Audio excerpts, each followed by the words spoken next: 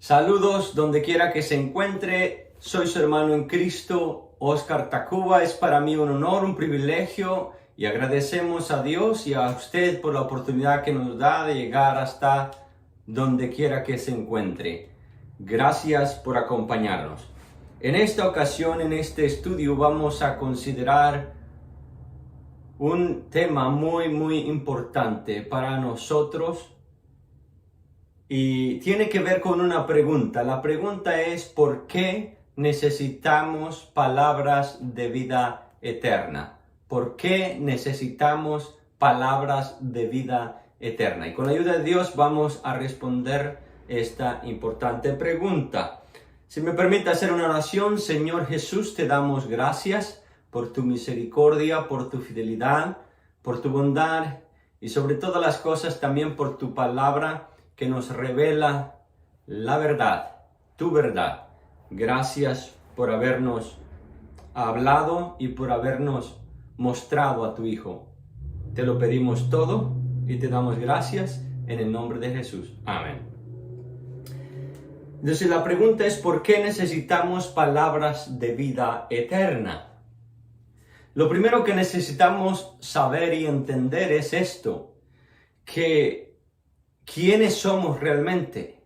¿De qué estamos compuestos o cómo fuimos hechos? Y todos, de alguna manera u otra, creyentes o no creyentes, no podemos evitar o no podemos negar la realidad y el hecho de que somos seres espirituales. Así es, quizás se sorprenda, pero somos seres espirituales. Todo ser humano tiene un espíritu y también un alma. Así es, no solamente somos un cuerpo físico, el cuerpo solamente es lo que vemos, pero también tenemos un espíritu dentro de nosotros y un alma dentro de nosotros. Y con la ayuda de Dios entonces vamos a ver esto. Para poder entenderlo mejor y dar una mejor respuesta, necesitamos ir al principio. ¿Cuál principio? El principio cuando Dios nos creó. Y de nuevo, si me acompaña con su Biblia abierta en el libro de Génesis capítulo 2, voy a leer el verso 7. Siempre que por favor nos acompañe en nuestros estudios, le pedimos que tenga su Biblia a la mano y usted mismo lea de la Escritura. Así que si está listo, vayamos al libro de Génesis capítulo 2, versículo 7. Leo y dice: Entonces Jehová Dios formó al hombre del polvo de la tierra. Preste atención a eso. Entonces Jehová Dios formó al hombre del polvo de la tierra. Ese es el cuerpo físico. Pero note lo que dice enseguida. Y sopló en su nariz aliento de vida. Sopló en su nariz aliento de vida. Y fue el hombre un ser viviente. Y fue el hombre un ser viviente. Estaba lo que Dios formó del polvo de la tierra, el cuerpo humano físico, pero no tenía vida. ¿Qué hizo Dios después?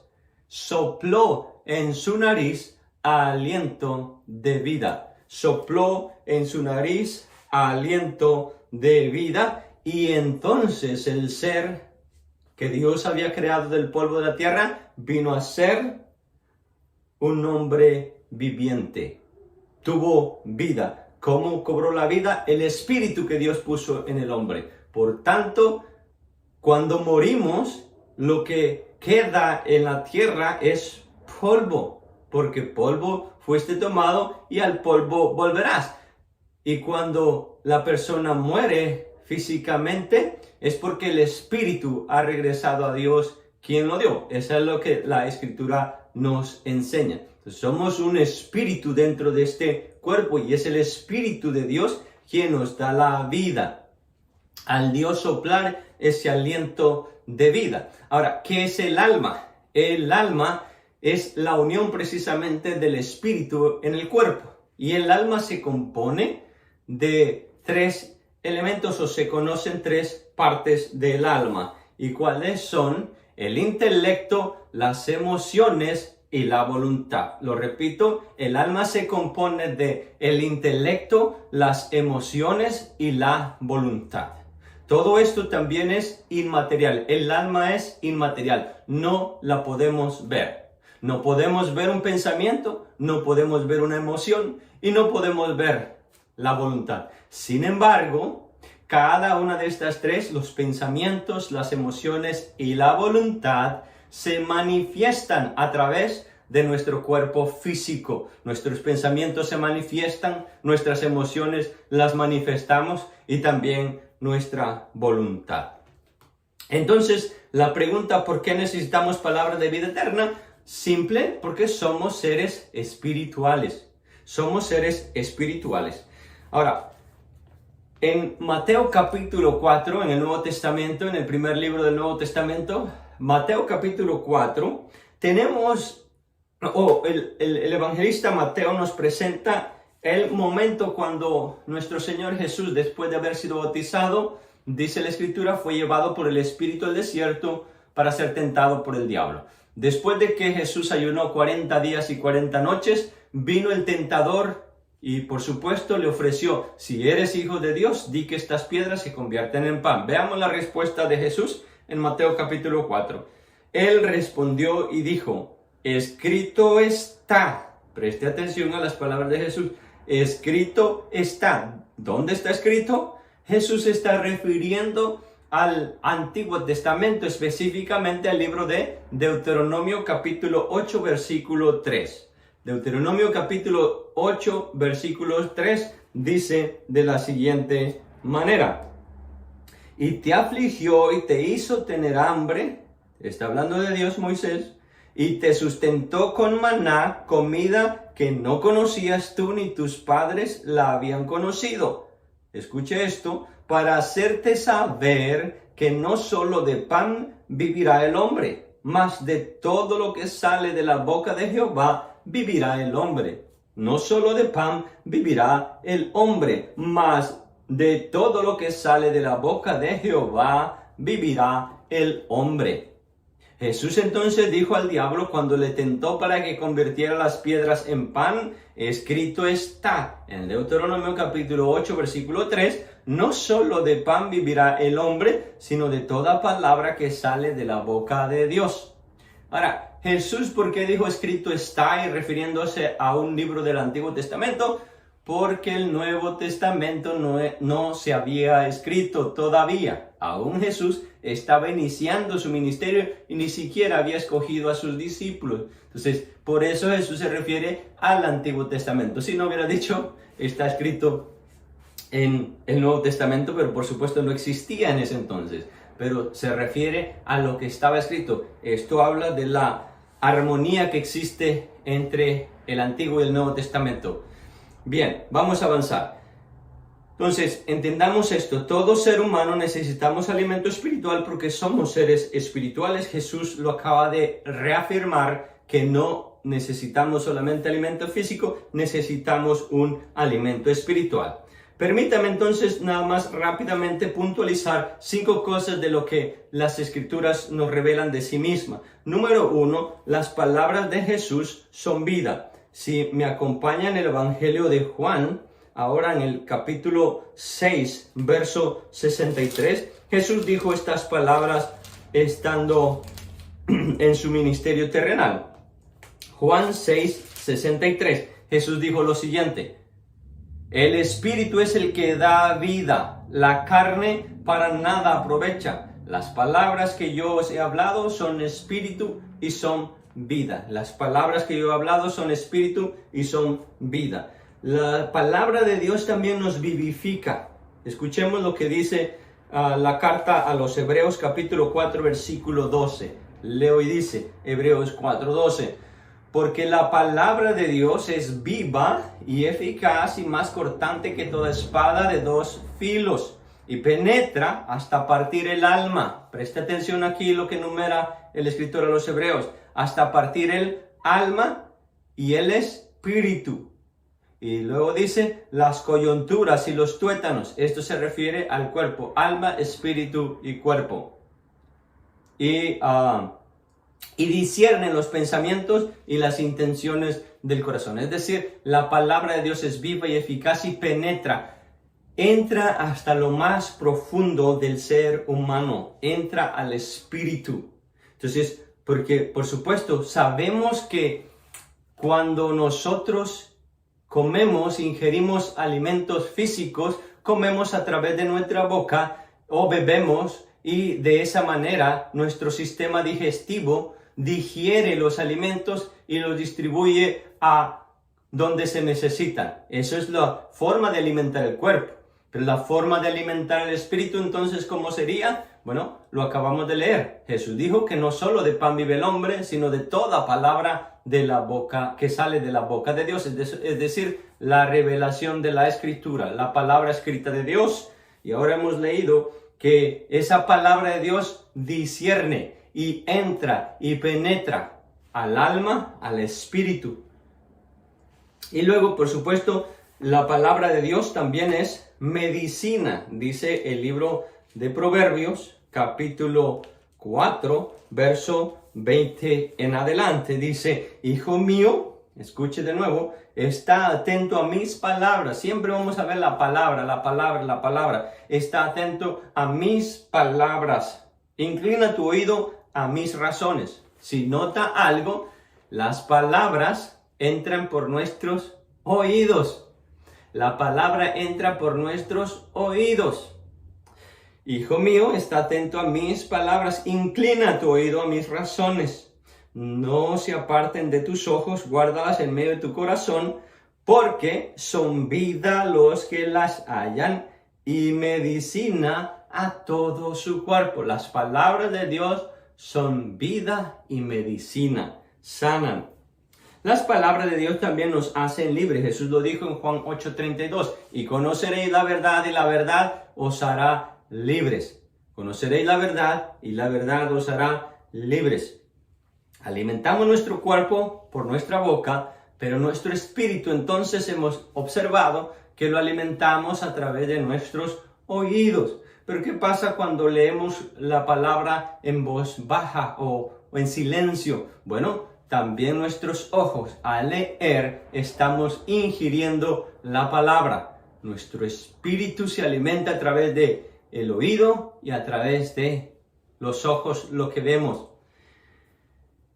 Y lo quinto, la palabra de Dios tiene el poder de crear. Eso lo sabemos, Dios creó todas las cosas con la palabra de su poder. Podemos concluir que cuando oímos, leemos, estudiamos, meditamos la palabra de Dios, estamos alimentando nuestro espíritu. Ahora, le voy a hacer una pregunta muy personal y le pido de favor que responda de la mejor manera posible y sobre todo la manera más sincera posible. Esta es la pregunta para usted. ¿Por qué no lee la Biblia diaria y devocionalmente? Esa es la pregunta. ¿Por qué no lee la Biblia diaria y devocionalmente? Si me permite, le voy a ayudar con algunas de las respuestas más comunes que las personas damos o se nos dan cuando hacemos esta pregunta. Normalmente las personas responden, no tengo tiempo. Lo otro que las personas responden es, no sé cómo leerla. Luego también dicen, no la leo porque no la entiendo. Otra respuesta que a veces se da es que yo no soy una persona religiosa. Pudiera ser su caso que quizás diga cuando le preguntan por qué no lee la Biblia, no quiero ser hipócrita.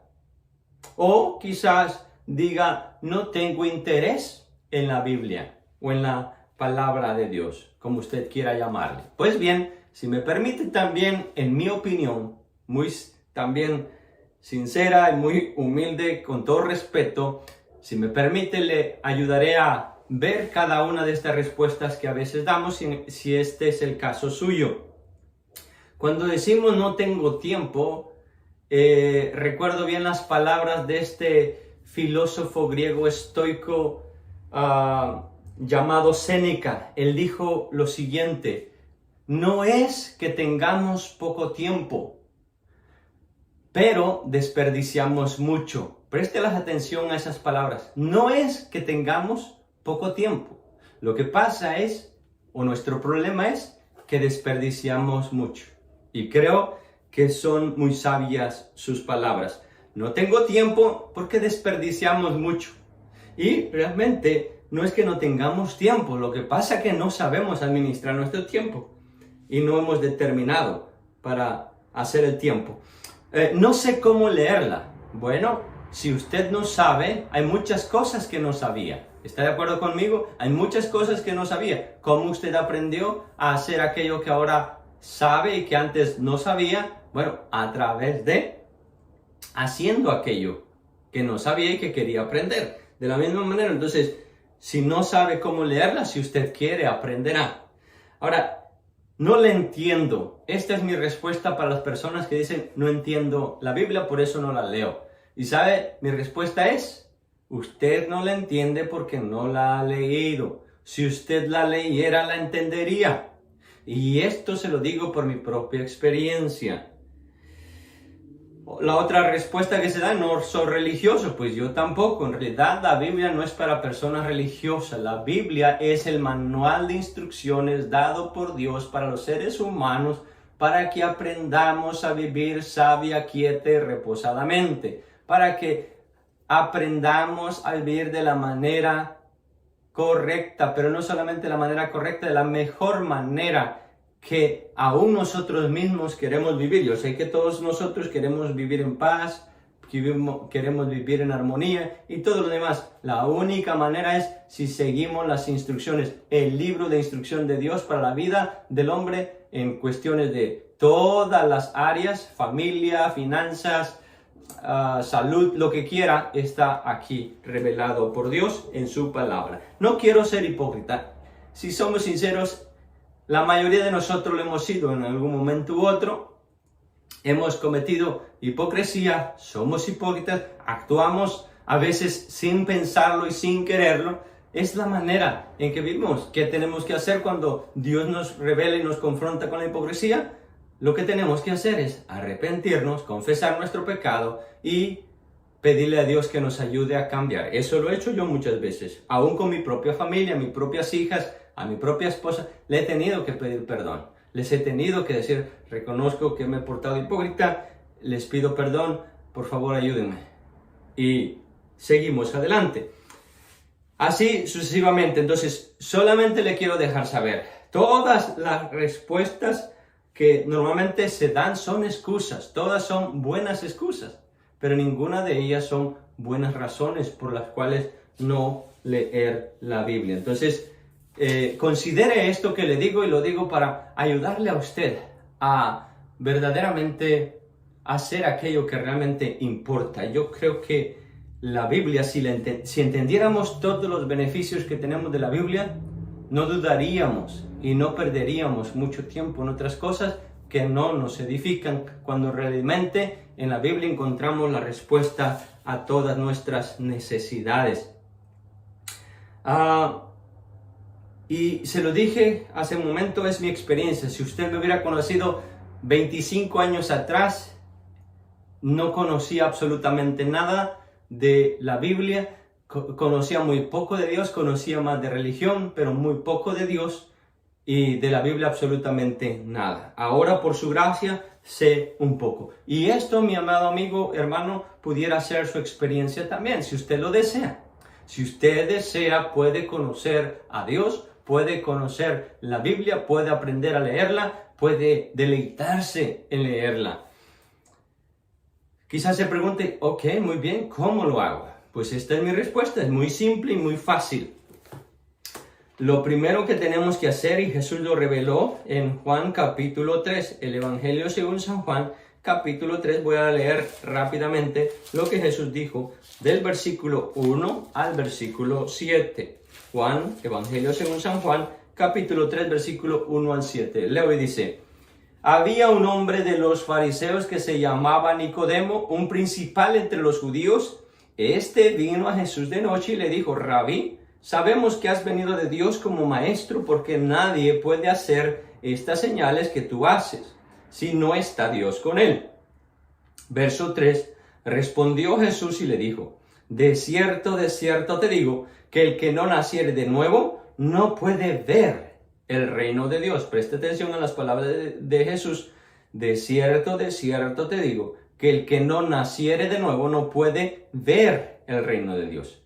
Nicodemo le dijo, ¿cómo puede un hombre nacer siendo viejo? ¿Puede acaso entrar por segunda vez al vientre de su madre y nacer? Respondió Jesús, de cierto te digo, que el que no naciere de agua y del Espíritu, el que no naciere del agua y del Espíritu, no puede entrar en el reino de Dios.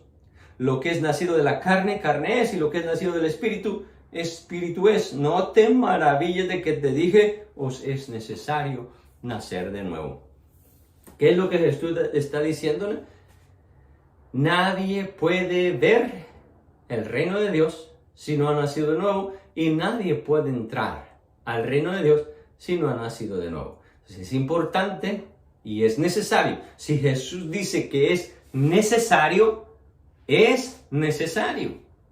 Y algo necesario es que si no lo hacemos, simplemente no tendremos lo que queremos. En este caso, si queremos ver, si queremos entrar al reino de los cielos, necesitamos nacer de nuevo. Son palabras de Jesús. Ahora, ¿cómo se nace de nuevo? Jesús lo acaba de decir, por el agua y el Espíritu. El agua, el Espíritu. Jesús dijo que la palabra de Dios es el agua que nos limpia y el Espíritu de Dios es el que viene y vivifica. Ahora, ¿por qué tenemos que nacer de nuevo? Dice usted, quizá yo estoy vivo, sí, pero está muerto espiritualmente. Lea Efesios capítulo 2, versículo 1. Todo ser humano nacido de carne, y aquí lo acabamos de leer también, Jesús dijo, todo el que es nacido de la carne, carne es carne, pero estamos muertos, separados de Dios, espiritualmente muertos. Para poder tener vida espiritual necesitamos el nuevo nacimiento, necesitamos venir a Dios, arrepentirnos, humillarnos, pedirle perdón. Y ese es el nuevo nacimiento por el Espíritu, por la fe, recibimos el sacrificio de Jesús. Si usted desea hacerlo en este momento, yo lo voy a dirigir en una oración. Haga conmigo esta oración en fe, creyendo que Dios es el que ha prometido vida eterna y vida para entrar a su reino. ¿Por qué no hacemos esta oración?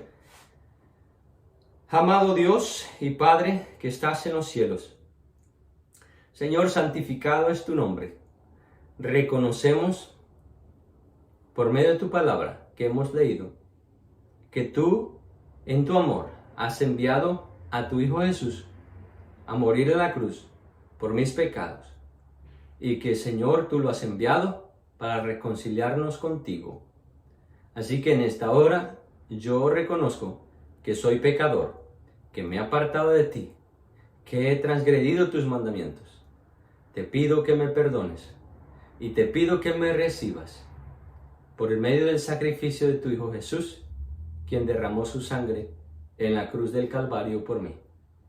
Y te pido también, Señor, que envíes tu Espíritu y me des vida, porque quiero ver y quiero entrar en tu reino. Concédeme, Señor, por tu gracia, esta petición, porque la hago en el mérito de tu Hijo Jesús, a quien damos toda gloria y toda honra. Amén.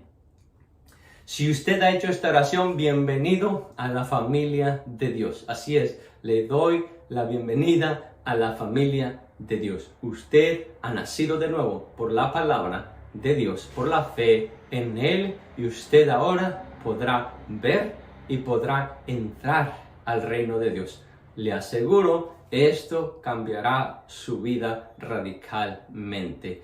Si usted ha hecho esta oración, déjenos, escríbanos al correo electrónico que aparecerá en pantalla, déjenos saber, comuníquese con nosotros y por favor continuemos juntos aprendiendo y creciendo en la palabra de Dios. Mientras tanto, que Dios le bendiga, nos vemos la próxima, si el Señor lo permite. Dios te bendiga y hasta pronto.